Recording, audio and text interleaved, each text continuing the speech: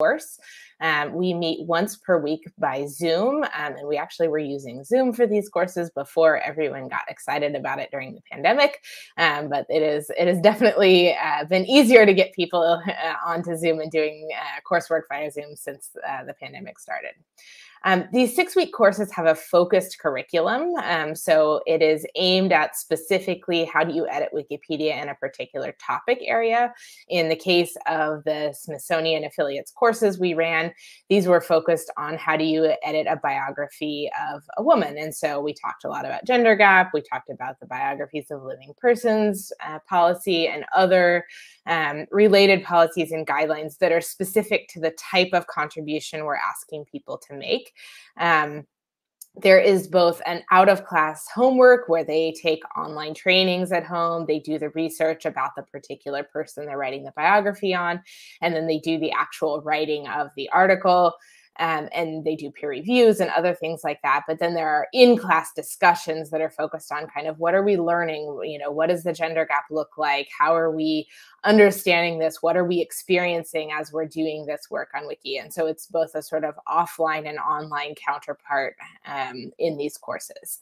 And one of the things that we at Wiki Education have found, we've been running this program for several years now, and what we found is that it is a great opportunity to bring experts to Wikipedia for targeted content area improvements. So these can be things like a particular content area. So we've done courses with, for example, the American Physical Society that's been focused on adding physics content to Wikipedia, or we can work with the Smithsonian affiliates and specifically target biographies of American women. So let me share a little bit about, if the slide advances, what the American Women's History Initiative Wiki Scholars courses that we've done. So we have 3 finished courses to date. Within those 3 courses, we've had 55 participants, and the outcomes of that, those 55 participants have created 21 new biographies of American women on Wikipedia.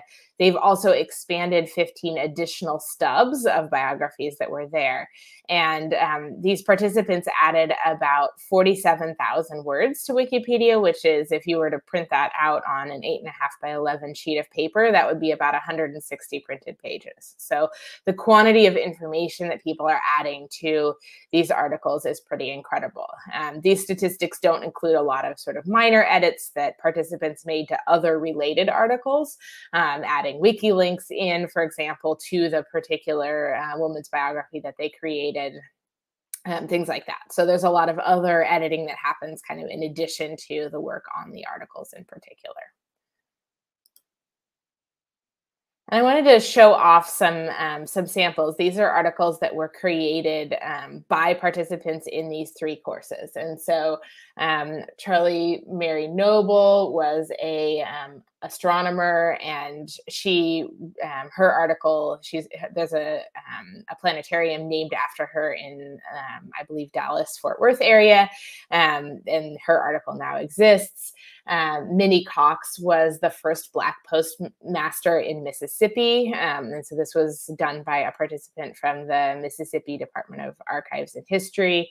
And Estelle Reed was an educator and the first woman elected to Wyoming public office as the state superintendent of public instruction. And so this kind of showcases the types of articles and these notable women that can be unearthed through projects like these, where we're working on bringing in subject matter expertise. As Kelly mentioned, these affiliates are all geographically all over the United States, and they have access to archives and information about these women to be able to build out appropriate sources and references to use to create these great articles, and then potentially also donate images that are as part of their collections onto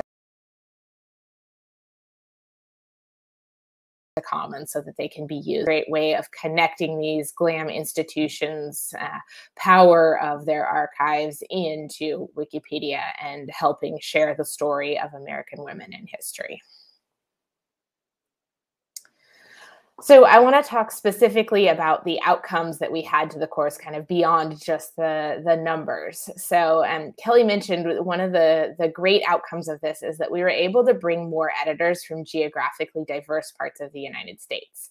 I've been a member of this community for many, many years, and I think it's fair to say that a lot of the editing activity is happens on the two coasts. And so one of the things we really wanted to make happen is to move editing activity out of the sort of population centers of the United States into more rural areas too. And so the Smithsonian affiliates is a great way of doing this, because many of these GLAM institutions that are part of that are in more rural parts of states, or rural states in general. And so this was a really great opportunity to increase the U.S. editing demographics geographical diversity, which I think is something important. We want to make sure that Wikipedia is sharing everyone's story, not just those of us who live in urban areas. And the follow-on to this, of course, is that we are adding biographies of women from geographically diverse backgrounds on Wikipedia too. So this enabled us to tell the stories of, people from Mississippi or Texas or Wyoming, as the three I just shared there, right? Instead of being focused on kind of biographies of women who are in on the East Coast or something like that. And then the other outcomes here is this, is empowering museum professionals to edit Wikipedia. And so the goal of this is that we might be able to lead to editathons or other events that they want to run at their museums to bring even more outcomes to Wikipedia from this. And then we're building lists that Kelly mentioned of notable women related to their collections for them or others to work on in the future. And I think as any of us who have done work on content gaps and identifying opportunities for Wikipedia contributions have found, this content gap work is a really important activity, and being able to create and showcase lists of things for people to work on that's curated by subject matter experts is a really critical activity that we can engage these subject matter experts in. So I think, there's also the obvious question of what's next. As I mentioned, we have done 3 courses out of 4 total that were part of this grant that we received, or that the Smithsonian received. We have 1 more course that is ongoing right now. I've included a link there that you can see the in-progress work that the Smithsonian affiliates participants who are editing right now are doing. So those numbers I shared about number of biographies and all of that will presumably go up in the coming weeks as these participants work on their courses. And then, as Kelly mentioned, we have a handful of Wiki Education student program, which that's our program where we work with university faculty to have them assign their students to edit Wikipedia articles as part of the coursework. And we have a number of those classes every term that are working on biographies in general. In this particular term, through this partnership we're doing with the Smithsonian, we worked with a handful of the student program courses who were already going to work on biographies of women, and asked them if they wanted to take that list that was generated that Kelly showed the screenshot of and have their students actually just improve the biographies of those people. And so unsurprisingly, most of them jumped at the opportunity to have their students work on a project in collaboration with the Smithsonian. That sounds pretty cool to most undergraduates. And so the fall term is obviously in the United States just getting started here. So the outcomes haven't come from that yet, but we anticipate in the next 2 months to see significant changes in that list and turning a bunch of those red links into blue links as students in those courses are creating the biographies of those American women identified by the Smithsonian affiliates through this course. And we see this as a really great opportunity to amplify the impact of the work that these people are doing. Some of them have stuck around and continued to edit a few more biographies, but as we all know, GLAM professionals have a lot on their plate and are busy with other things too. So they may or may not be able to get to it, but identifying who those biographies should be on and what are some sources that students could use enables us to then transform the power of the student program into creating that content through the student program. And then I will pass it back to Kelly to talk about the last one. Yeah, so included in the gift from Newmark Philanthropies, we kind of anticipated that affiliates would want to think about editathons. And we know this because before the grant period even started, I had been doing just some virtual sessions with any affiliates who wanted to join, like a 101 about Wikipedia, Commons, Wikidata, and how to host an editathon. And that one was the most widely attended. So we did include in this gift funding to travel to 2 affiliates in the middle of the country somewhere who had interest to host an editathon. Um, COVID has changed that. We don't know if or when that can happen. But we know from the feedback that affiliates is getting affiliates proper, who help support the affiliate system within the Smithsonian. They're getting feedback that they want more information now that they have these skills from the Wiki Scholars course, how to host an editathon. And so we're hoping that we can build some toolkits, work with affiliates to create some evergreen videos about how to host editathons, so that they can leverage these skills that they've built in the Wiki Scholars course, to host editathons in their community and hopefully connect them with Wikipedians in their area, because we know that that's key too to hosting a successful editathon. We can give the toolkits and I can come and help them as well, but having Wikipedians locally for in-person events, if those happen again soon, or even just having a critical mass of Wiki volunteers who want to join virtual editathons and help out these affiliates who are just getting started is really what we need to move forward. So we're working on that to try to empower affiliates to be able to host their own editathons and have these bigger pockets of Wiki programming all across the country centered at GLAMS, which is really exciting, and centered largely around the gender gap and closing these gaps from their collection. So that's what's next for this programming, and I'm really excited to see what's going to come next from what students going through WikiEd classes are going to generate this semester and what the final Wiki Scholars course will generate as well. So I think we can take questions if anyone has them.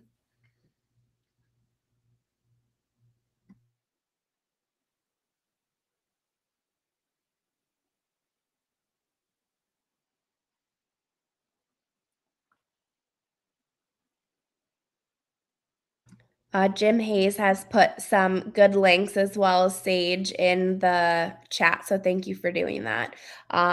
We also have AWHI editathons, as Jim linked to, if you ever want to join any of those. And I suspect as affiliates start doing that, we'll be adding in information there as well if you want to check up on that.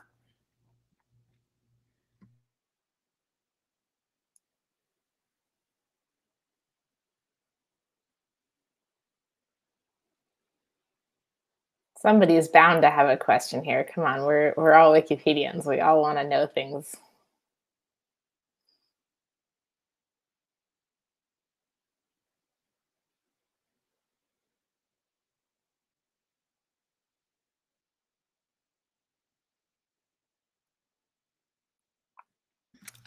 So the question is, do we find it difficult to find sources for articles in the Women Identified? I think you might mean, Polly, from the list that they give us.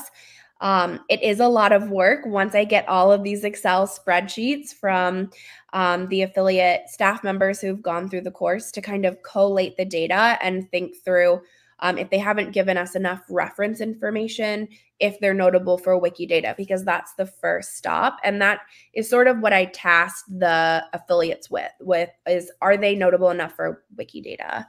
And most of them are, but I do a lot of background research, especially for the front-facing red links that I gave to Liana for the courses, because I want them to be as easy as possible to populate for the students themselves.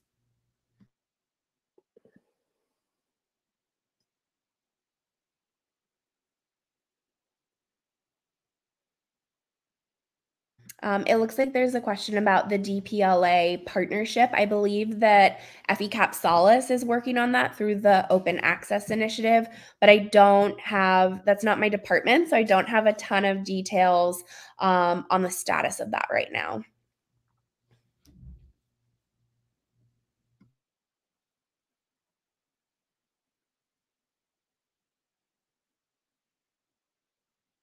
We have a question from Karen about Wikidata.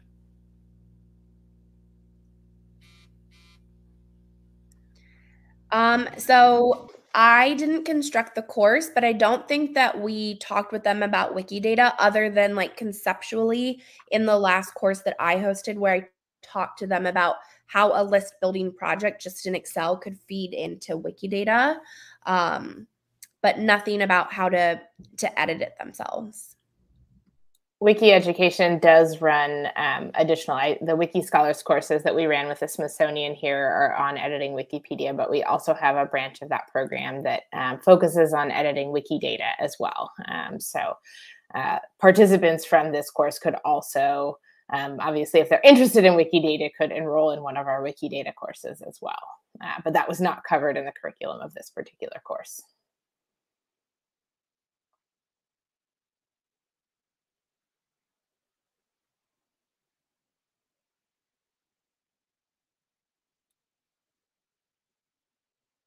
Any other questions? Yeah, I think we have 1 minute left. Well, you can always reach out. A question. What was the biggest challenge in developing this approach? I mean, I think making sure that we got the word out well and trying to represent as many individual affiliates as possible from my end, skirting the line between if there was a critical mass of employees from one affiliate, but is it better to have multiple staff members of an affiliate take the course so that their institution has lots of wiki knowledge, or to let in, one person from one institution, if that makes sense? Like, where is the best benefit in how we accept affiliates into the programming? Because we only had 80 spots and we had more interest. So that was a difficult calculation to sort of figure out where the best benefit could be in this first pilot. Yeah, I think this is something that Wiki Education has a lot of experience doing, partnering with organizations. And so it went pretty smoothly from our perspective. I think one particular challenge, and my colleague Will Kent is the one who taught these courses. And so one challenge Will reflected back to me was that making sure that people were sort of aware of conflict of interest rules and focusing on, creating these biographies of American women and not on their particular institutions that they work for or other things like that, has also been a challenge. I mean, anytime you're engaging with grant professionals, making sure that you can kind of draw the line of where you're adhering to Wikipedia's conflict of interest rules and making sure that we're doing everything in the right way is obviously an important part of the curriculum of any course. Okay, it looks like we are at time. Is this Richard coming in to tell us that? Yeah, we're going to take a break for 10 minutes, and we'll resume in the on the red stage with our first plenary, Breaking the Gender Gap on Wikipedia by Carmen Alcazar. So look forward to that. We're going to take a break for 10 minutes, and you can rejoin us in the red room, the red stage. Great. Thank you, Richard, and thank you all for attending.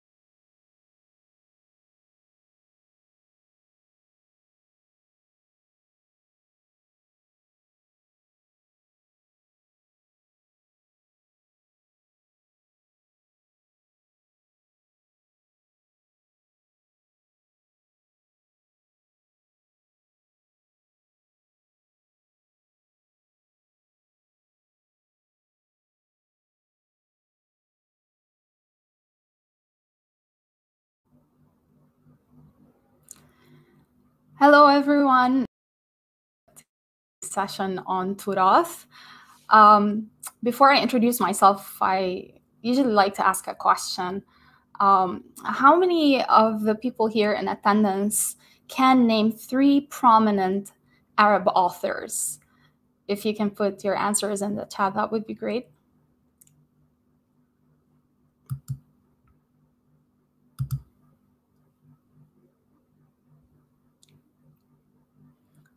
Well, usually when I ask this question, the answer is normally Khalil Gibran, who, by the way, is his real name is Gibran, but people know him by his father's name. Yeah, it's always baffled me why. Anyway, so he's known. He's a Lebanese American author, and Salman Rushdie is Iranian, not Arab. But yeah, thank you for trying. Gibran is known for his book, The Prophet, and which is quoted heavily at weddings. And he is probably one of the few Arab authors or Lebanese authors who have a prominent presence on the internet. So today I'm going to be talking about Turath, which is a project that we started a couple of years ago in order to digitize Arab heritage. Before I begin, let me just tell you a little bit about myself. Or actually, let me tell you a little bit about the naming. We named the project Turath, which is an Arabic word for heritage, legacy, tradition, or patrimony. And we changed it into Turath, like with number 2, in order to change the noun into verb form. In Arabic, we have a lot of nouns. We are so fond of nouns. We have 100 words for a god. We have 100 words or 99 names for a lion, and a sword, I think, has something like 86 words. So we are very fond of nouns, and I wanted to change the word into verb form in order to indicate some action. So Turath now seeks to preserve our heritage, or is the verb to preserve our heritage. So to tell you a little bit about myself, my name is Abir Ward, and I am a PhD candidate in composition and applied linguistics at Indiana University of Pennsylvania. I also teach at the American University of Beirut.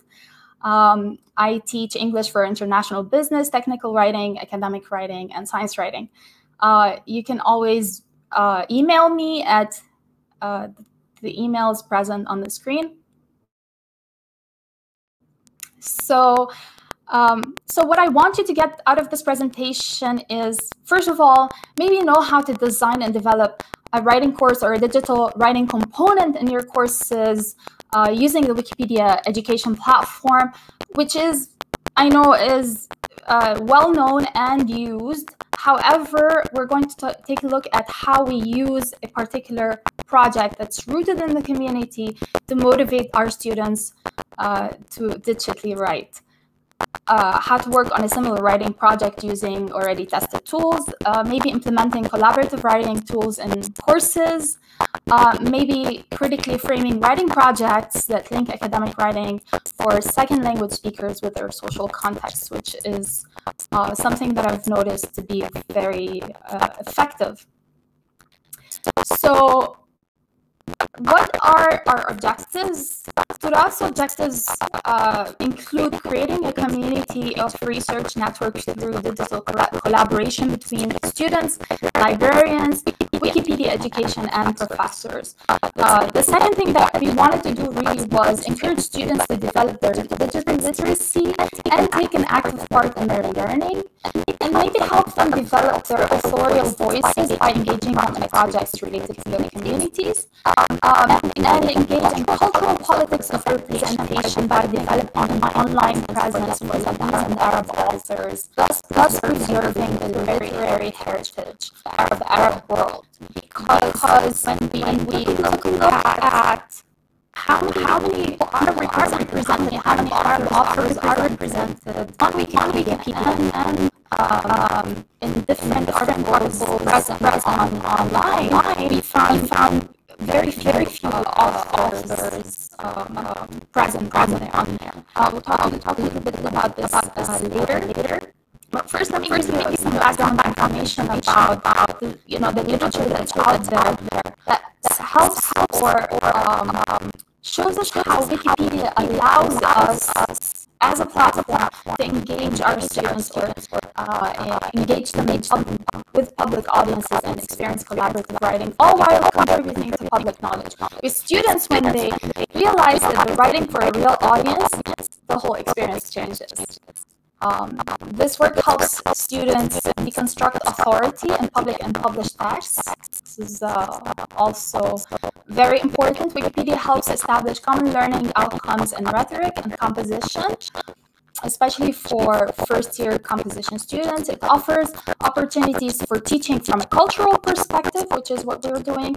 It helps Wikipedia, which came under attack for failing to present global geographies, and this is something that Wikipedia has been working on since then. And Wikipedia allows for direct and transparent observation of the practices and concepts in composition and rhetoric classes, such as process, research, social collaboration. It provides students with opportunities for public writing experience with an authentic and international audience, making the writing experience tangible for these students. And of course, it's very motivating. So given all these reasons, we decided that we wanted to bring together three different things. First of all, we wanted to digitize literary heritage. We wanted to teach our students to write digitally and engage in, the third reason would be to engage in collaboration. How this idea came about? Well, during the Digital Humanities Institute conference in 2019 at the American University of Beirut, I got together with the librarians and we were talking about representation, how much of our authors are represented online. And we realized that there is this need to create a digital presence for Lebanese authors on Wikipedia in specific, because so many of our authors were not being taught at schools anymore because they were taken out of the curriculum, and they didn't have any digital presence. So students hadn't heard about so many of these important people. They've heard about Gibran, of course, but they hadn't heard about all these other important authors. So these prominent authors were or are almost unknown to students. Some of these authors had almost no online articles about them. Others had online articles about them, but then they were either in Arabic or French, but these articles were underdeveloped. And the only well-known Lebanese author was, as I said, Gibran, because of his book, The Prophet. So when we joined the Wikipedia Education Dashboard, I created a course on there, and we started writing and training our students in creating articles about authors. There are certain problems and challenges that we face. Number one, where do you get information from? How do we do the research? What kind of information do we include? How do we determine who are the prominent authors to write about? And there was a very, very important problem and hurdle that we continue to face till this day. How do we translate?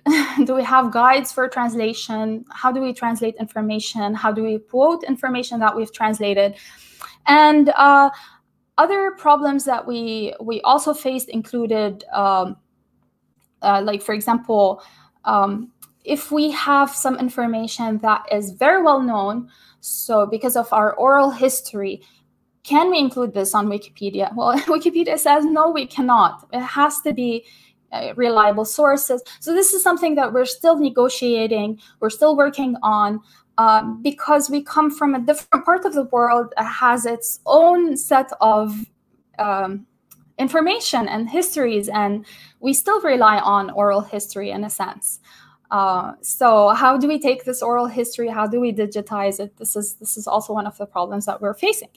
But still, we've been able to create some articles. So students learn, so we keep track of our students' work, which is really great.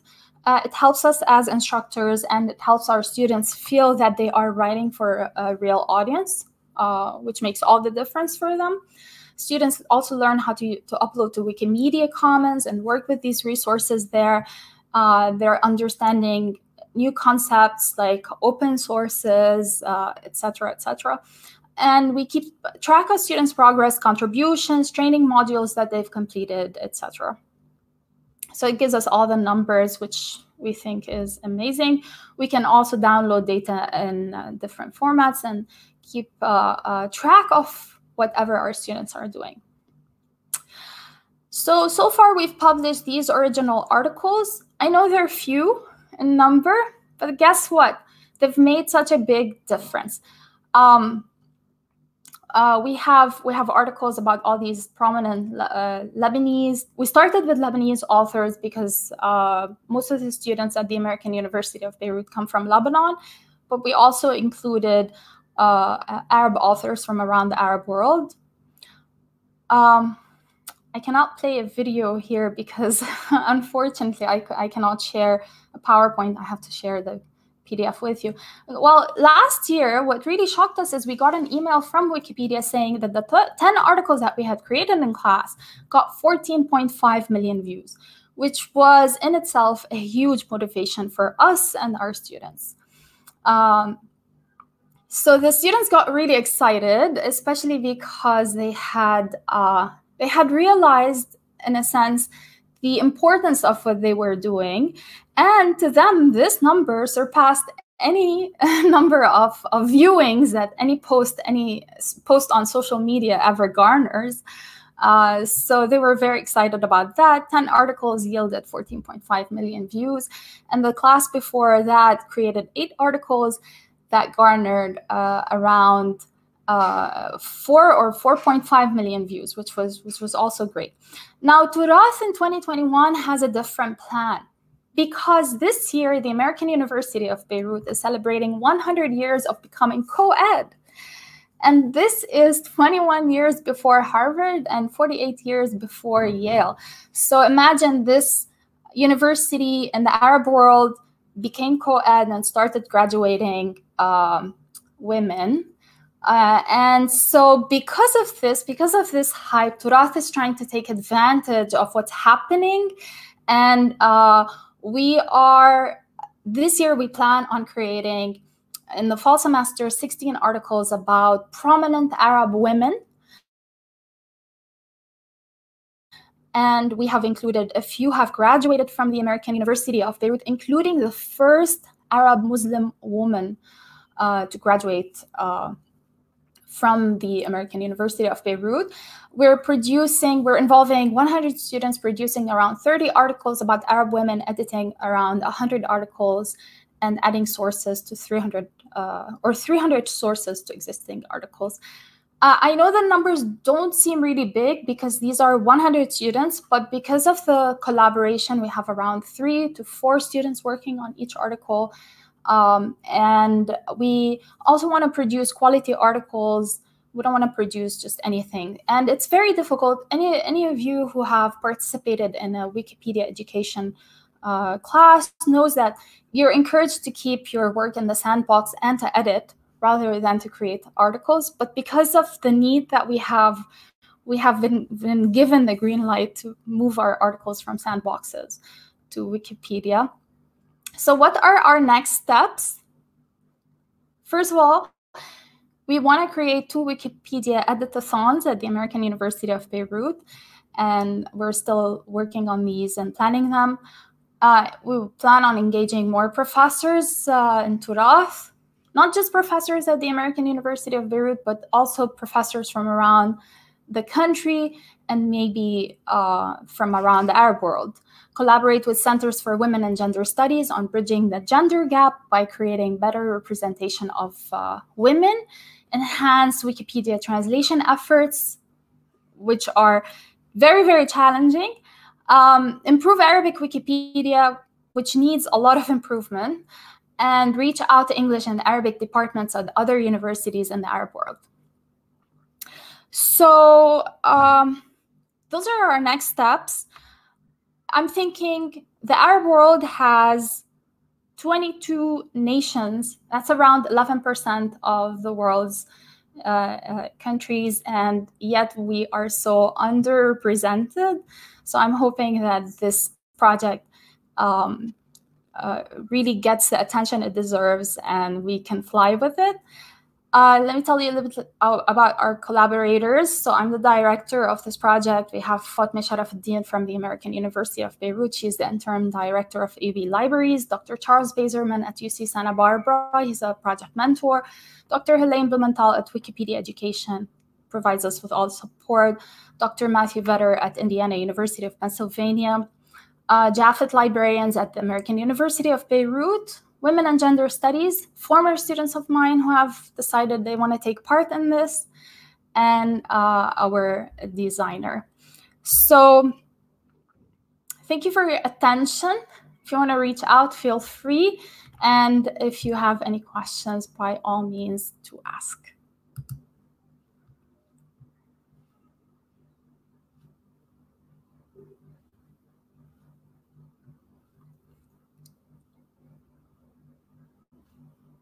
Or comments.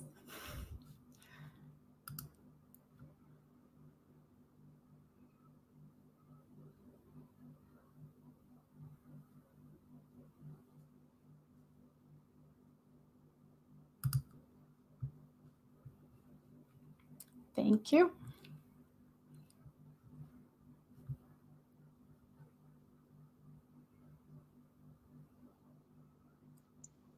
Cool. Thanks so much for the presentation, Abir. For anyone watching, after this session, there's a gap in the blue stage until 2:50.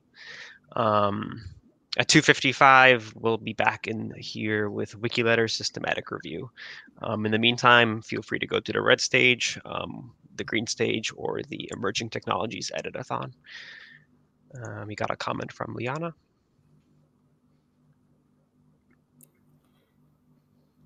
Thank you, Liana. I attended your presentation and I was very happy to hear the work that you're doing and how it aligns with the work that we are doing at Turath.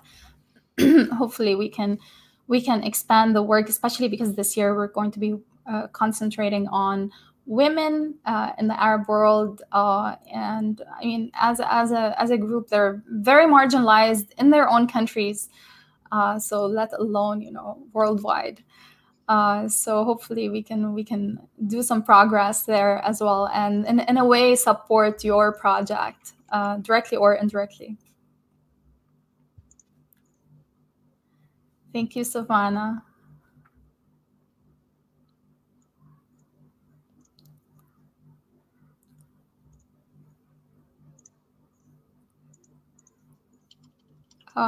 So there is a group that is working on producing around 150,000 articles in some crazy number of years. I'm not sure if they will be able to accomplish this work. I'm hoping that they can, creating articles about the Arab world and Arab authors and trying to enhance the work. I think so they reached out trying to see if we can collaborate, but the problem is that it's been very challenging to get people excited about this project, given all the challenges that we have, especially in Lebanon currently. The situation is very challenging, but I'm hoping. I mean, if you have any suggestions, by all means, let me know. I would truly appreciate it. Editing groups in Lebanon, this is what we're trying to do. Besides changing people's view on Wikipedia, also encouraging people to take an active part in editing and then writing their own histories and writing their own about their countries. Yeah, the importance is yet to. So I'm still trying to find a way to get this, make it click, which is the biggest challenge.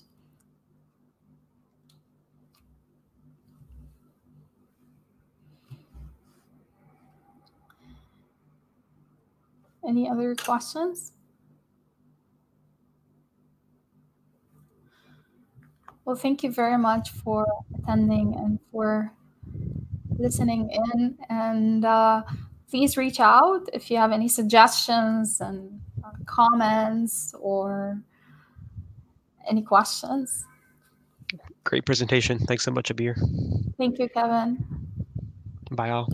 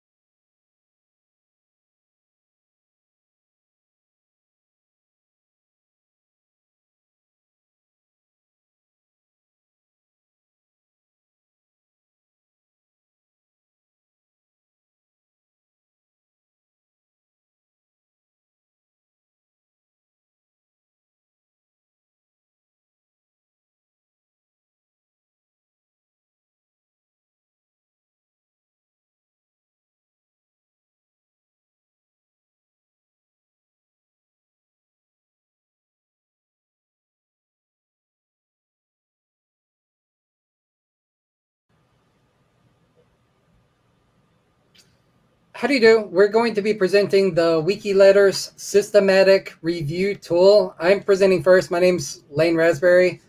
I'm at the University of Virginia. You're going to meet my colleague in just a few minutes. I'm going to give an introduction to this project, and he's going to say more about how it works and how to use this particular tool. So what did we do? What does this tool even do? We've got a systematic review tool. It helps create something called a systematic review. This is a scholarly product where you take a number of academic or scholarly publications, you read them, and then you come up with a summary of them. Now, what this tool does, it's a bot operated tool. A human and a robot have to work together. You give it about 500 academic articles. This bot is going to read all the articles, do some kind of computer magic on it, and help you select 50 of those articles that are highly relevant to the research topic that you're studying. This can help you do research outside of Wiki. It can help you produce a better Wikipedia article if you're a Wikipedia writer. So that's what this is about, improving the quality of Wikipedia and other research. Let's take a look at how it works and what we're going to cover. So first, I'm going to make sure that everyone's clear on what the problem is. We're trying to identify good sources to cite when you're doing some kind of research. For those of you who are outside of academia, I'm going to cover what a review is. We're going to talk about this tool specifically. I'm going to say something about how there's a trend that people aren't just using Wikipedia as an encyclopedia. It's also becoming a general research platform. And we're going to talk about how does a person even use this tool? What's it look like these days? All right. So the question that we're trying to answer, the problem that we're trying to solve, is how do you know, say, for example, in Wikipedia articles, that you're citing the best available sources? We're going to consider a couple of climate change articles. So climate change and ecosystems, complicated intersection of topics. There's everything that's ever been published about climate change, all kinds of things about ecology. This is a Wikipedia article, and we want to make sure that it's a good summary of all the research that exists. We can consider other perspectives. So we're still in the field of climate change, but this is another perspective to look at, another nuance. And we want to sort out papers that are relevant to this and different from the papers that we're trying to cite and summarize in the first article. So the idea is that you have articles that they're kind of medium size. We don't want to sort out 100,000 articles or all the papers on climate change. We want to sort out some thousands of articles and take those thousands of articles that's too much for one human to read and put it into a manageable reading list of about 50 papers. And we want to do this in a way that's fair, that is reproducible. Two people would come up with the same set of articles that doesn't miss anything, and a way that can be improved if somebody comes up with a different methodology. Just to say, why is it important that we do this? Why is it important that we get these right? If you consider the Wikipedia article, Climate Change and Ecosystems, we can pull all kinds of stats out of Wikipedia about this article. It's getting 26,000 views in a year. I'm telling you that this is at least a medium popularity article. It might be even on the low end of a high popularity article. There's people who are reading this. This article is influencing thought. And we have more than 100 Wiki community members who have been editing this article over the years. And we're citing all these various sources in the article. Many sources, a lot of pages for people to digest. And if you go to this article and you look at the references list at the bottom, you can see that these articles are cross-disciplinary. They're coming from all different directions. Many of these are more than 10 years old. And we don't have a good way of grading the totality of the references at the bottom of Wikipedia articles. Have we missed something here? Like, of all the thousands of papers, is this Wikipedia article, when it's citing 121, did we really get the 121 best ones? How do we know? How do we grade this? What can we do about this? Well, the conventional answer for deciding what to cite when you're making a summary is to conduct a literature review. And in the past, this has been a human run effort. There's methods where you can be programmatic or systematic about your review process. That means that a human's not just using their expertise and experience to guess how many articles they should cite and which articles they cite. You try to come up with a procedure. Like, I did internet search for such and such topics. These are the articles I found, and then I selected them. Now, we don't have a tool that can go to the broader internet and find every article that's published on something. We still need those humans to come up with about 500 or 1,000 possible articles. What this tool can actually do is just come up with a list of articles that we are going to cite and consider. And it's customary in the Wiki community. We have a long history of collaborating with organizations that will help us find reviews for Wikipedia articles. Two that I'm going to call out: Annual Reviews, a scholarly publisher, and Cochrane. Cochrane does medicine, Annual Reviews does medicine and other kinds of science. The Wiki community loves having access to reviews. We always want more reviews. So when we're doing this system, we need a way that operates at scale. We need some support from bots to help us grade the quality of these things. And we need people to have confidence in Wikipedia that we're having a procedure that's reproducible, that someone can critique, that someone can say, you've missed something, or your system didn't catch this. People can improve. And this tool that we have, I'm not going to say it's the final version in the world. Of course it's not. People are going to come up with better systems. But this is a starting place on Wikipedia to start the conversation about how are we making sure that we're citing the best sources? How are we getting review of quality for Wikipedia articles? So this tool, we start with some certain number of articles. We feed it too many articles, more than a human would want to read. And the tool helps us to select a certain number of articles. And a human Wikipedia reviewer, a writer, editor, is expected to read these articles or consider the articles that they're doing. Fernando's going to say more about how the tool works, but just briefly, you give it hundreds of articles, more than you want to read, all right? And the tool reads all those articles, and it comes up with a list of keywords that it thinks are important in these articles. There's techniques in data science that do this. This is a known direction of research. Lots of people are doing research about topic discovery, finding keywords. Now, after the tool gives you more keywords than you want, you as a human, you pick the keywords that you like. You tell the tool, I like these keywords, find me papers that are going in this research direction. And the tool comes back with ranks of all the articles that are using those keywords.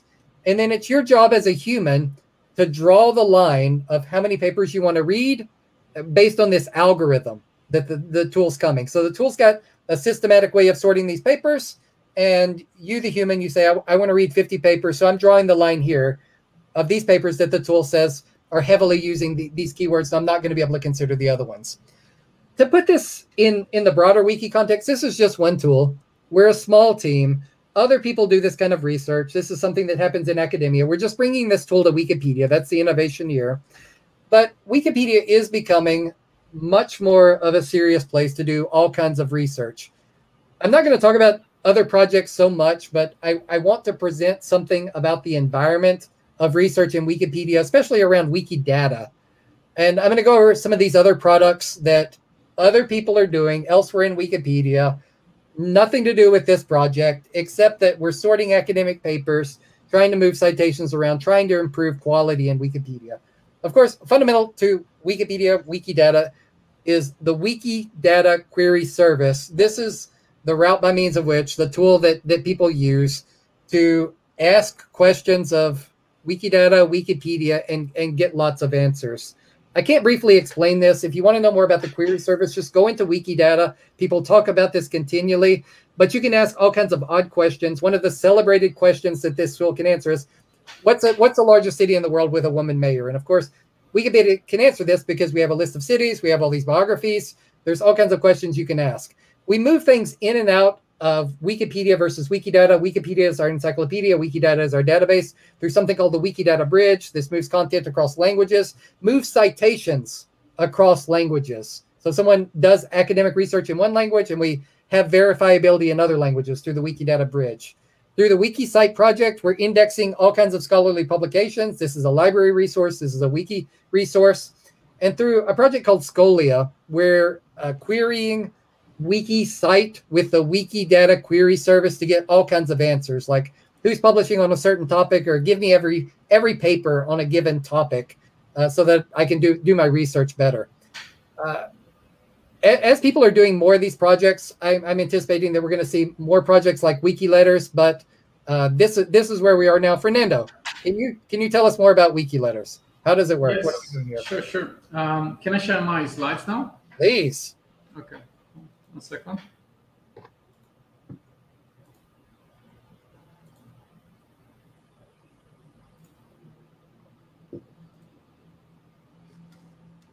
There we go. I see them.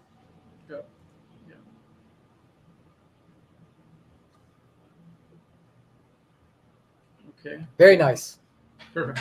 Now, like talking about just like in a few seconds, what is WikiLetters? It's just like a way of integrating the information from different databases. Just like when you go, like my comparison would be going to the mall, and then you go to a food court, and then you have plenty of options of what you want to eat, how you want to feed yourself. If you go on the internet as a researcher, and you can find like a lot of good information that can help you to improve your paper. But then the problem that we have now, you need to go through each one of those websites. And the goal that we have with this tool, not only this tool, like WikiLetters itself, is to merge all of them together. So then you don't waste your time going to the different shops. It's all coming to your hand. Now, coming back to the systematic review that we are offering here, to sort out the scientific publications. Len has already described that the systematic review methods, most of the systematic review methods, you always have three main components. And the first one basically is gathering all the scientific literature that you have, which would be downloading the PDFs. Okay. The second one would be when you have all those PDFs in your hands, not in your hands, of course, inside your computer. And then you're going to be selecting a fraction of those. And this fraction is basically the component that we are covering with this method code.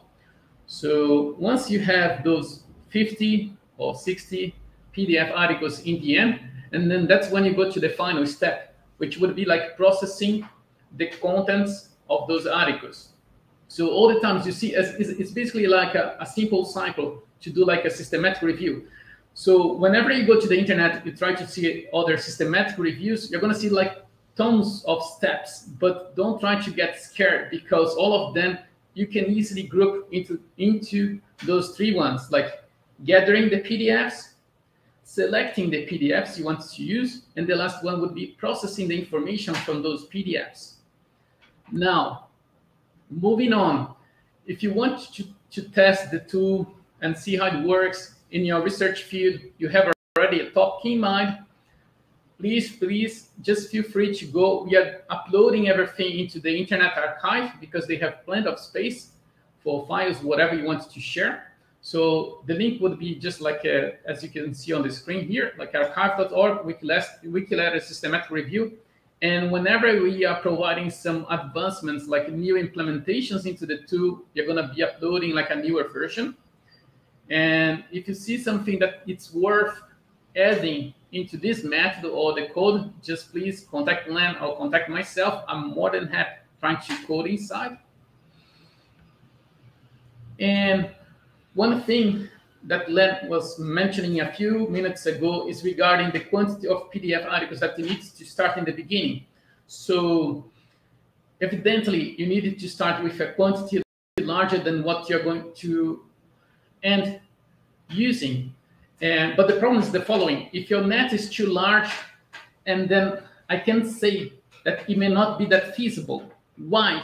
Because if you're expecting to use maybe like at the end 100 articles, there is no reason to start with 10,000 PDFs, because you would be losing important time, like something really important that you could be destinating to maybe your TikTok or Instagram or something else that you want to apply the time for. And if the quantity of articles that you're gathering is too small, at the end you might be losing important information, because if you're estimating to end up with 50 PDFs and then you go with 60, of course, like maybe like some important ones, they are out of that scope.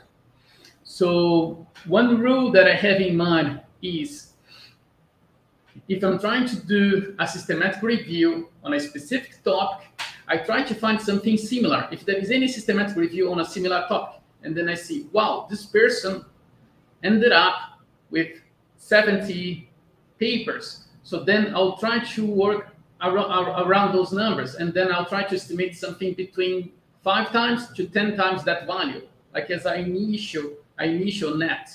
And then eventually you can reduce. Now, once you have all those PDFs, what does it work? Like when Len, he was pointing out that you needed to select the words, that's exactly what happens. Like the tool is working as a vacuum. It's scraping all the words from inside of the PDFs, clustering those words like in single words, double words, and triple words. And like in science, like some researchers, they tend to refer to single words as a n-gram of 1, a double word as an n-gram of 2, and triple words as an n-gram of 3. But that's not the main point here. The point is that you needed to see the ones that they relate to your field. Okay, I'm working in climate change, so I know that, okay, weather is something really important, like air temperature, maybe water temperature, those things you keep always in mind. And which words we advise you to start choosing in the beginning would be exactly the words that you submitted in your query. Like when you start like submitting your query to the search engines like Scopes or Google Scholar or something similar, those words that you submitted to get the PDFs in the beginning, you save those words because they will have to be found inside of those PDFs.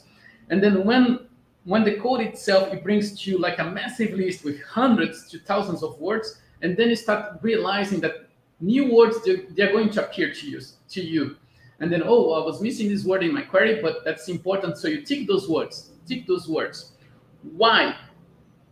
It's basically because the code then is backflipping those words to the PDFs, from which the list you can assign values to those words. Oh, this word is not so much important, so I give a value of 1. There is a word that's more important, you can give a value of 2, 5, and so on. Like for double words, which is something way more specific, you can give a higher value because the probability of finding that term is way more difficult. Like to find the word climate, it's one thing. To find climate change, it's another one. It's more difficult to find climate change than just climate. Now, what the code is going to be doing at the end is basically it's giving a score to all those PDFs based on your choice of words.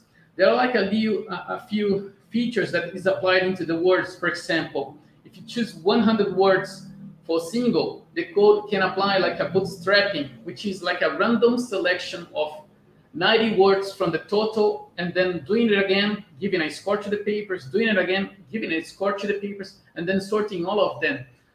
Why it's sorting them? Because then you can start reading from the top, from exactly the PDFs they provided more evidence to relate to what you're looking for. And what do you want? Why do you need to use this tool? Why you would use like Wikiletter's systematic review tool? Why? It's just because you can use like a plot like this and apply inside your appendix or your supplementary material, which is a way of providing evidence for reproducibility. Because I suspect that if you go now to the internet and you try to find like for maybe 10 papers in systematic review, what you're gonna find is someone talking about going initially from over 1,000 papers, maybe 1,353 papers, and then they go down maybe to 451 papers, and then eventually they are going to be finishing 65 papers. But maybe those numbers, they don't mean much, and it's very unlikely that myself or you can reproduce that same work. Like here we are trying to give you the method and also the codes to allow you to also to pass to anyone so they can reproduce your own work. Now, like the last slide here, just to conclude, there are like a few features that they can be implemented that we already have in mind. And maybe eventually you can have like other suggestions that we are more than happy to discuss that with you. And one of the things that we are trying now to apply would be the consideration of the impact factor of journals, because maybe some journals, they are like in a high impact factor, they have high impact factor values. So it's very likely the papers inside of that journal, they are really good, or maybe even like the average index of all the co-authors in a paper, maybe that's not important, but we are having in mind those things, the total number of citations a paper has received, all those things eventually they can be included into the score system applied in order to search everything that's chosen for a final systematic review. Now, I wish to thank you all, and we are now like open to questions if you have anything. And if you want to give us some comments regarding like expanding the outreach of this work inside of your institution, if you are in a university, please feel free to contact Len. And if you have like some bugs that you need to report, please tell me, and then I'll try to solve that into the code. Thank you.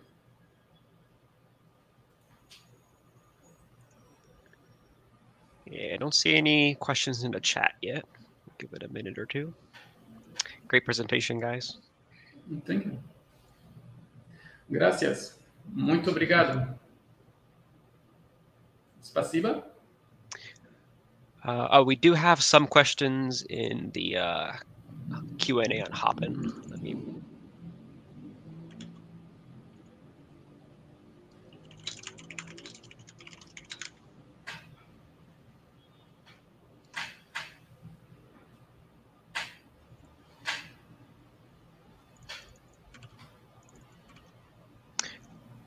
Okay, I just posted a question from William Johnson. For the initial keyword list, are you using something like a statistically improbable phrases? No, we are not using that. Basically, the words that we are talking about is the words that they come from the paper. So it's like an evidence that has been found inside of the article itself. So like every single word from the PDF, it's taken off. And then it's like a blind choice of everything that's inside. So what we are doing is basically, I have 50 papers. So you take all the words from those papers, and then you organize them all together. So then if you see my first word that has the highest appearance was eventually climate change, you know that it's the most important word to the whole cluster of PDF. However, you have no idea the percentage, the contribution from each one of those PDFs. And that's the beauty, because you're not, I'm choosing this paper because I know the author of this paper. We are trying to avoid this. We are trying to avoid the human bias. Nice, thank you. Eric Youngstrom comments, astonishing stuff. So well done. Thank you. You see, this person is also asking about Covidence, RevMan. I'm not sure what this is. Yeah, me neither. All right. RevMan. I need to do a print screen because I need to Google that. RevMan. We're trying to match with all kinds of data sets. Okay. Yeah. Confidences for systematic reviews. And another thing to match this with is the wiki ecosystem, and that's going to take time, because it's not just a data problem, that's a social problem, a human problem. How do we incorporate new kinds of tools into wiki editorial workflows? And it's going to be another issue also to try to share wiki tools with academia. There's a lot of people at universities that would be very shy about coming to Wikipedia and using an academic tool. But I think we need to advance that conversation that Wiki's part of academia and that it's okay to use a wiki tool. You don't always have to use commercial tools. Yeah, that's true. And I love free stuff. And then William Johnson adds another comment, not SIPs, but human-selected initial keywords. Yeah, exactly. That's the only thing that you have to do. Basically, the words that you select, it must be related to what you're looking for. And that's basically what you do in the beginning of any review. Usually you go to Scholar, like Google Scholar, and start searching. I want to search for COVID, like treatment. They're like keywords. And all the papers, when they are bringing to you those PDFs, they're going to be containing those words. But they're usually, in the beginning, you always have like a really small quantity of words in your mind, or maybe in the paper that you wrote. But once the tool starts scraping all those PDFs, and then it's going to come out naturally, like more words that they also relate to what you're looking for. But you as a human, you would never hold that in your memory.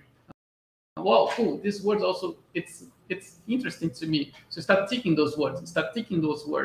And eventually, like the most important PDF within the cluster is just shot to the top. Nice. And then Daniel Meechin comments, put that wiki as part of the research ecosystem on an infinite loop. Hi, Daniel. Cool. We're about out of time. We got to prepare for the next session, so we're going to go on a short break. Thanks so much for your presentation, guys. That was great. Thanks, Super Extra.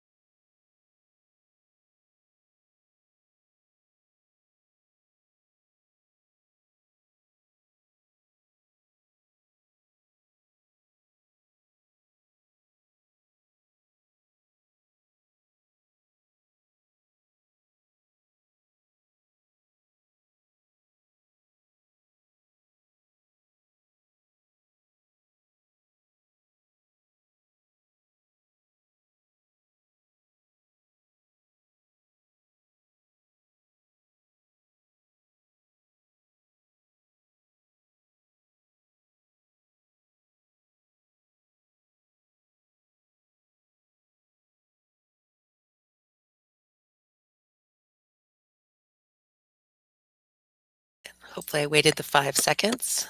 Hello, everyone, and welcome. Thank you for joining us. My name is Kelly Passion, and I'm the biology librarian at Princeton University. Eric, did you want to introduce yourself? Hi, I'm Eric Youngstrom. I'm thrilled to be here. This is my very first WikiConference. I'm a professor at the University of North Carolina at Chapel Hill, and also the co-founder and executive director of Helping Give Away Psychological Science, which you may know as a Wiki user group, and thrilled to be here. I also want to introduce Thomas Shaffey, who largely created this presentation, and he's a biochemist and bioinformatician at La Trobe University, and he couldn't join for the presentation, but we're willing to fill in for him. So, Thomas Shaffey is a member of the WikiJournal editorial team for the WikiJournal of Science. So today, and this is kind of a good transition from the last presentation, we're going to be looking at some ways of bridging the academia-Wikimedia divide, in particular using the academic journal format as a compatible interface to help both sides. This helps both sides get input to Wikipedia and some of the sister projects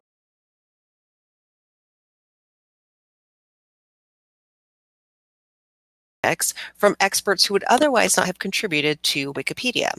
It also gives new methods of quality assessment on existing Wikipedia content and brings Wikimedia principles of radical open access and transparency to the world of academic journals. And that's all of my disclosures. I'm a card-carrying academic. If you could go back one slide. Back, okay. Back.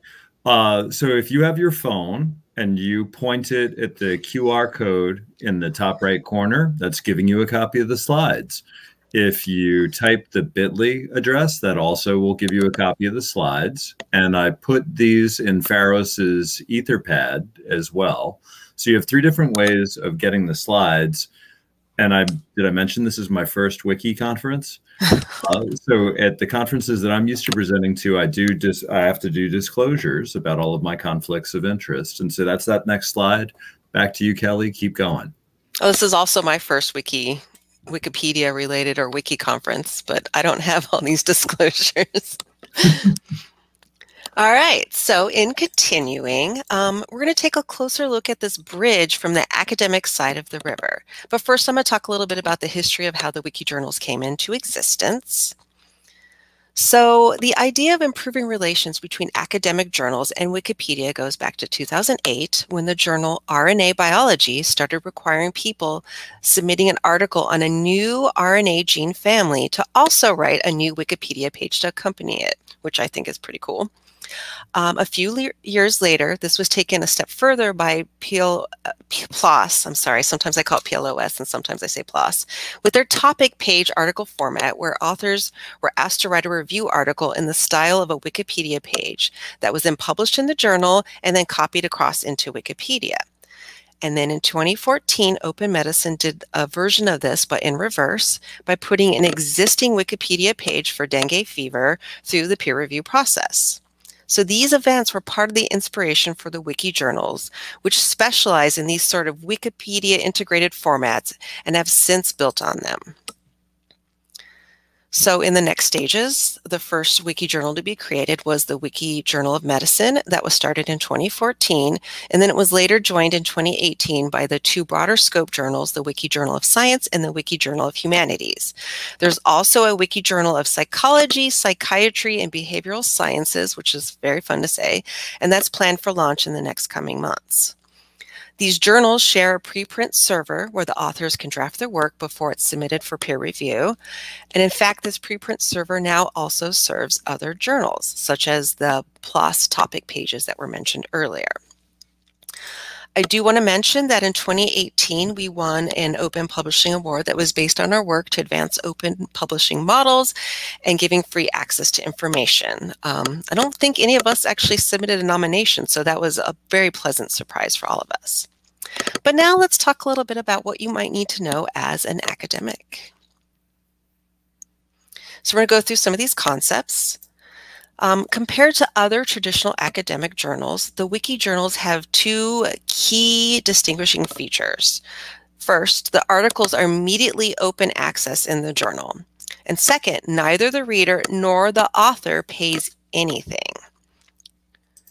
If you're paying attention, that sounds too good to be true. It does sound too good to be true. I almost didn't join the editor as being an editor of WikiJournal Science because it sounded too good to be true. But you know, I'm a card-carrying member now. So this is still very distinct from the traditional journal business model where the content is locked behind subscription paywalls. The most common alternative to this is the gold open access, where the material is free for people to access and read, but the author has to pay, and that's usually a few $1,000s. Yep. Yep. The model that we use for the wiki journals is called Diamond Open Access, and it's relatively rare for most fields. Now, this is possible because of the wiki way of doing things. Namely, for the wiki journals, we are comprised of self-organizing volunteer communities, and then we also do get grant support from the Wikimedia Foundation. And this is for stuff like the web hosting and some basic software costs, and then also for technical editors that kind of help get the process going. On top of this, we have a transparent peer review process. So normally in the traditional model, as we were talking about, peer reviewer comments and the author's responses are kept fully secret, and the reviewers' identities are also kept secret.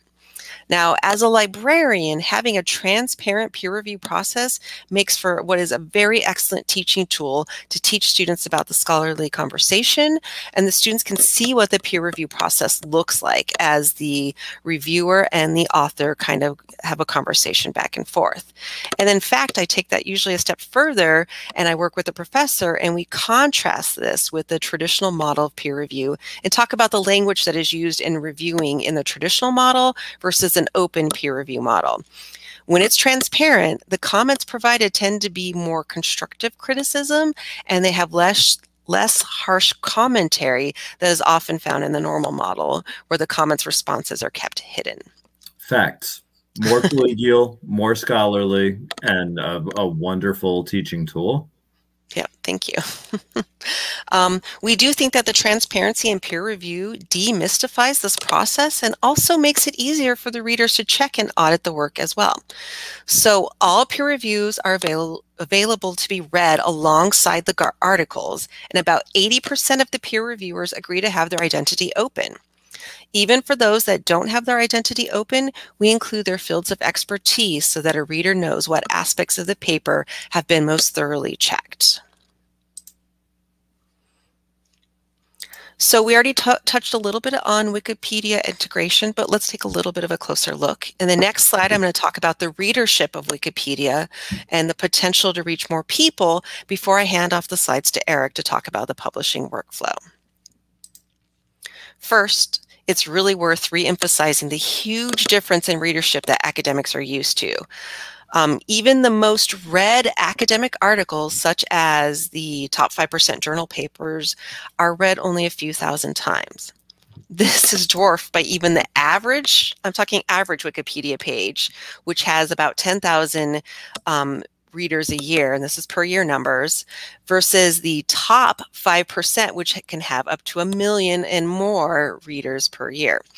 So or the COVID page that had 1 million per day. Oh, was that per day? Oh, well, see, this is already outdated. We got to update this. Yeah. And We're that's just on the slide. Oh, yeah. And that's just it. People are using Wikipedia to make life impacting decisions. Although when I teach students about Wikipedia, I do say, you know, you have to be careful about that because it shouldn't be, you know, your only source for making life impacting decisions. But let's face it, we use these resources personally and professionally like every day.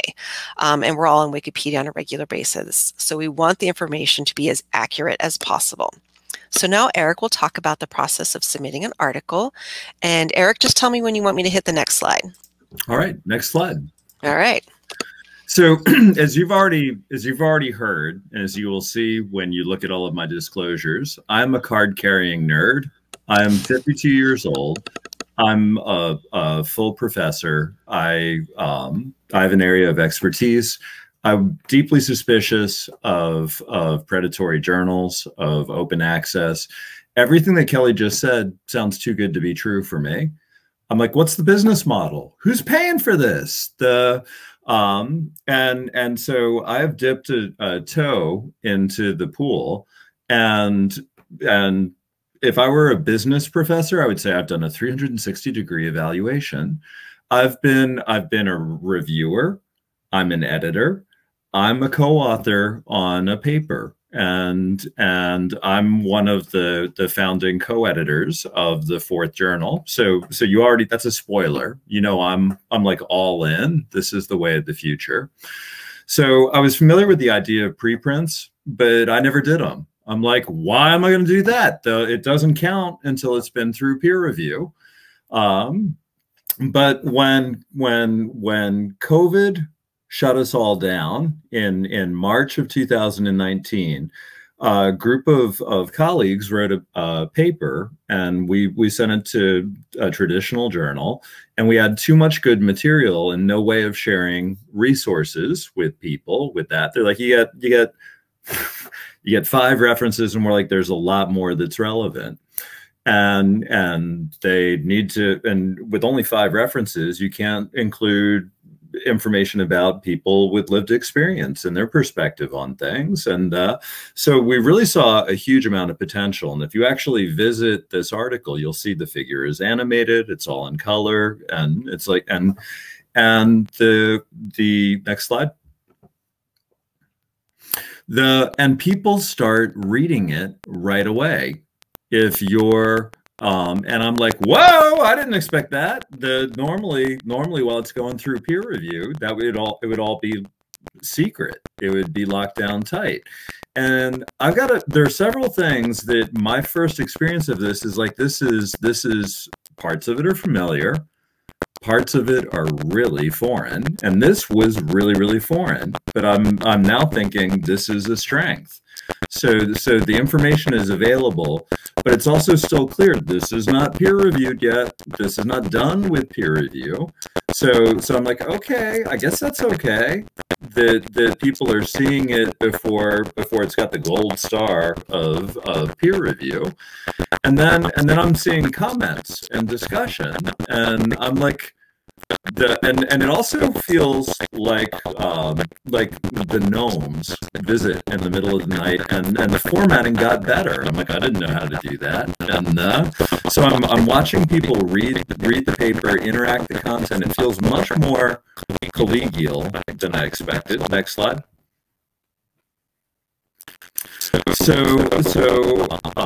And then the other part that I don't have new slides put in, I've done talks to other audiences, not to Wiki before, where I'm basically preaching the gospel of the Wiki journals to professional societies, saying this is actually better than what we're used to. It's not an alternative, it's just flat better. So Kelly mentioned that there's a preprint server. What you just saw is a picture of we went up on preprint server. It's got 6,000 views before it was done with review. And people were reading the reviews, and people were reading responses to the reviews. It's never seen anything like it. Really, next slide. My review is public. I've peer review a lot before, but never like that. The transparency.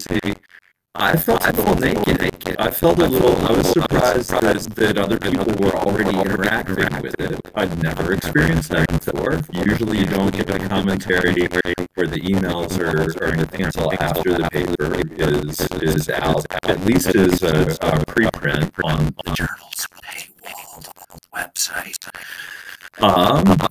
The publication process is the best of both worlds. So you get, hey, academics like me who are scared of, wait, can anybody edit it? Well, there are 2 versions. There's the version of record, which is a PDF, which is locked, has a DOI, has a clear byline, and then there's the wiki version, which is continuing to evolve and mutate.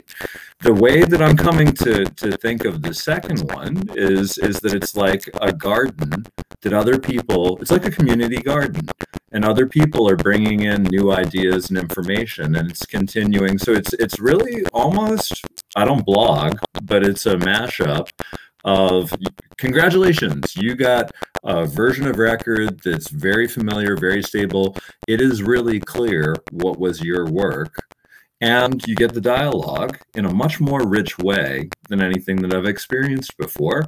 And you get the visibility. I almost covered my face in my hands a couple slides ago as Kelly was showing us my dissertation. I was incredibly proud of. 6 people read it. My committee, my wife, and my mom. That's it. So next slide. The Wikipedia integration, that part, if you're intrigued by that, and I hope that you are, because that is a way of upgrading the information where planet Earth is looking. So that's when, and it's even worse than you realize, because when somebody picks up their phone and says, "Hey, Siri, find me a treatment for depression," Siri is actually doing a Google search, which the algorithm pushes the Wikipedia page to the top of the screen full of hits. And the knowledge base, the little blue box that's appearing on your phone when you do a Google search, that's actually scraping Wikipedia. That's AI digesting it, like the talk that you just heard on the blue track a few moments ago. So it really, if you care about your science or you care about the public, you should care about Wikipedia. And this is a way of working with Wiki to update the information where the general public is going. That's really cool. It also is a way of raising the visibility of the science. So one of the articles that I'm most proud of that just happened this month is the National Science Foundation of the United States of America has a branch called the NCSES, and they didn't have a Wikipedia article.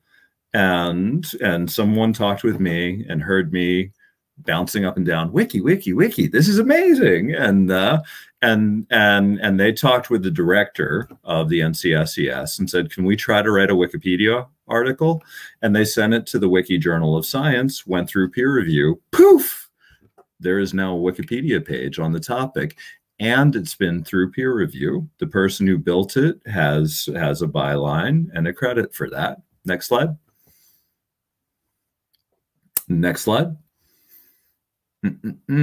So there are a variety of different topics. We're working on upgrading the instructions to authors, providing detailed examples. And one of the reasons that I'm so glad to be giving you these slides with the QR code at the beginning, the bit.ly in the Etherpad, is because all the slides that are pretty, Thomas made. All the slides that Thomas made are like, each one is like an informational abstract. There is a ton of information here. I haven't turned them into wallpaper in my office, but I've thought about it. These bear study. These bear, so it's a thrill to be able to give them to you. Next slide. From the Wikimedia direction, next slide. The Wikipedia pages can now be submitted for peer review. This is fascinating. So this, to me as an academic, the first time I heard it, I'm like, that feels like cheating. That feels like plagiarism. You could you could copy a Wikipedia page, paste it, make it better, and send that for peer review. If you do it the right way, it's not plagiarism. You're saying this started off as a Wikipedia page. Here's the link to the version of record. This is above my level of wiki-foo. I'm an academic. I'm trying to learn this as I go along. If you want to go this route, contact Thomas Shaffey, and he will show you precisely the right way to do this so that it's not plagiarism. It's fully transparent and it's clear. What I'm trying to do is upgrade the information on Wikipedia. Next slide. So the images and galleries, I heard about this, read about, saw this, and I can't believe that this is an article. Never have seen the format in a traditional journal. But this is fantastic. All that I'm not even going to go into detail. I'm just aiming to intrigue you. Find an image gallery published on Wiki Journal of Medicine is the one that I have in mind.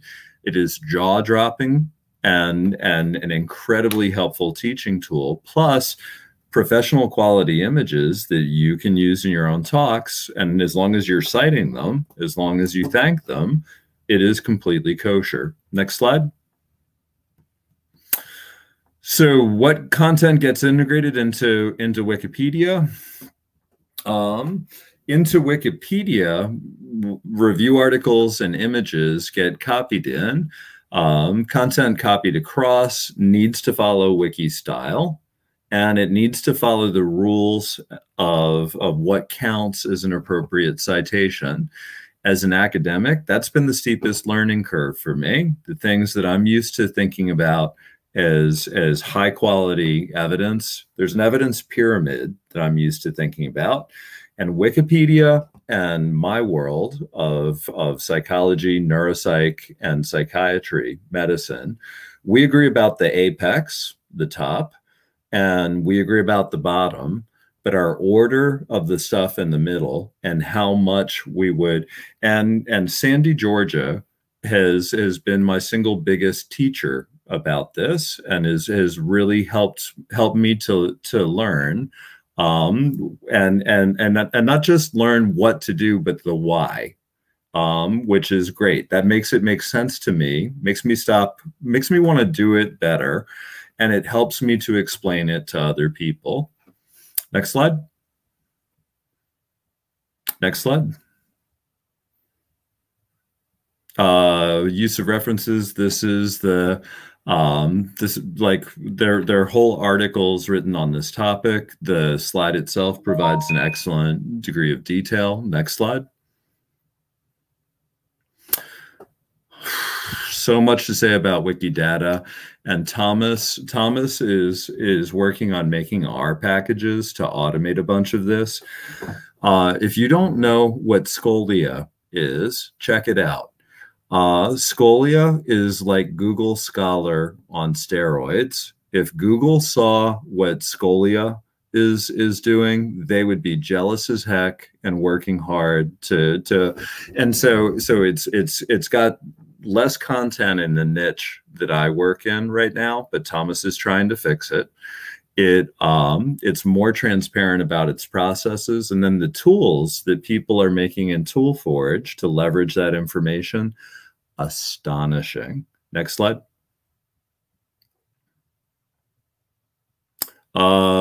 This is where it fits into the wiki ecosystem. Next slide. This is this is an infographic made by Thomas Shaffey about really much more. This one I am printing out, and I'm making it as big as I can, and I'm putting it on my wall, and I'm just going to stare at it and drink in as much knowledge here as I can. Next slide. And this is one I made. So you might notice a slight difference in the production values. But in my journey with the wiki journals and with wiki, I've learned about a whole bunch of tools that I didn't know about before. And for me, coming from the academic side of things, there's some tools that are easy. Creative Commons, easy to teach, and it's a very powerful way of retaining control and leveraging our content. OSF, Wikiversity, Wikipedia, hard. If you're an academic like me, do not jump straight in to editing Wikipedia. It's not going to go smoothly. The wiki journals are intended to be a bridge to give they're actually a set of bridges. We're kind of building a Pittsburgh or a Venice with many, many bridges, many, many different pathways of linking these two worlds. Next slide. Thank you a ton for your time and attention. I am thrilled to be here. You have my contact information, and I really look forward to continuing the conversation. Kelly, a lot of fun doing that with you. Oh yeah, that was fun. We learned a lot together. Thank you both so much. We are technically over time, but we are in the middle of a break and there's no session after this one, so we can answer questions for a while, if that sounds good. Cool. Lots of great comments, lots of people engaged. Lane had a good comment. Google already is scraping all of our data. Please ask them to give some data in return. Oh, yeah. I mean, seems fair. Yeah, that's a good deal. Odell asks, what's the balance of submissions? Articles to Wikipedia versus Wikipedia to articles? I suppose this is for the journal. Both of those, so like the examples that I think of, like the lysine page, or the ones that where academics wrote an article specifically with the intent of it turning into a Wikipedia page. Thomas is the best person to ask. I know about a half dozen of those. And then the Wikipedia to article, also that whole thing, and I can only think of a half dozen examples. To me, it seems like the most common at Wiki Journal of Medicine is much more like a traditional peer-reviewed article, often data-based. And so then, because of what the goals of Wikipedia versus Wikiversity are, it's more likely that pieces of those would move over to Wiki, but not the two. In this question, what people are asking about is fairly wholesale. Take one, transform it into the other, or vice versa, and moving the whole enchilada. To me, it seems to me like that either way is maybe a quarter. What's your sense, Kelly? My sense is most of the articles right now are going article to Wikipedia. I think we used to push more for Wikipedia to articles, because I was looking, we have a spreadsheet, and it looks like the last time we did that was maybe 2019, but it's possible. Oh, that was medicine. I'm not looking at the right one. No, 2019. So we have a whole list of potential ones we could ask to get moved from Wikipedia to Wiki Journals. So, and this is a fascinating question. So by coincidence, the Association for Behavioral and Cognitive Therapy, which is the largest professional society for behavioral and cognitive therapy, they've heard some of our talks, and the president and executive director created a committee, and they looked at the cognitive behavioral therapy page and said, this is getting 2 million views a year. And it's not all wrong, but it's out of date. It's got some quirky features. We would like to make it better.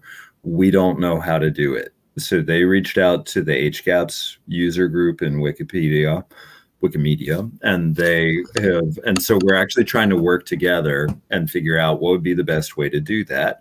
And one would be copy the page, and then work with that task force, that group of people from the society that this is their jam, to upgrade it. My dream would be to get Doc James, Sandy, Georgia, and they edited that page in early days. And per Wiki's criteria, it's a B-class article.